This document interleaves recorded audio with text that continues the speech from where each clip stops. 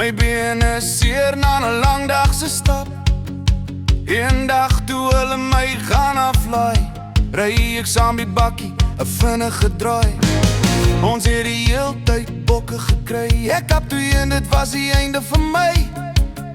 Ek hoef nooit weer 'n paar vellies te koop. Jy sal my nooit weer op 'n plaas sien loop. Nou jag ek net van die bakkie af. Ek kort 'n drankie in my linkerhand. Hierdie plaas het te veel fucking sand. Loop as 'n jong mans game. Ek weet presies wat hierdie plaas my bied. As ek van die raam afskiet en ons gaan die lood laat reën. Klim nie eers af om foto's te neem. Manne gaan jou sê dis nie jag nie, dis skiet. Wat maak het saak as ek dit geniet? En Kweesbok gaan jou die hele plaas wys. Agterop luid ek my 10de Piet styer. Terwyl jy kyk of die wind reg waai, gaan ons nog huis vir die koelbox laai. En daar's niks vir my daarmee fout. Ons sit die biere saam die bokke in die sout.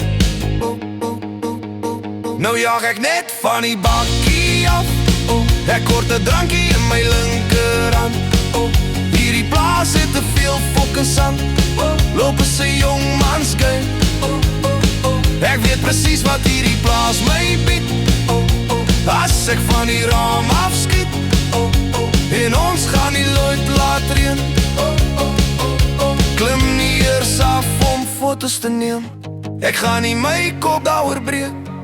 Sal my sitplek op die bakkie bespreek. En ons gaan waarlik jag. Ons gaan rook, ons gaan vloek, ons gaan lag. Ons almal gee en kry baie raad. Elke 5 minute gaan ons oor omgang praat. As jy vinnig moet jy wag om te mis. As jy kwis gaan die ouens hulle self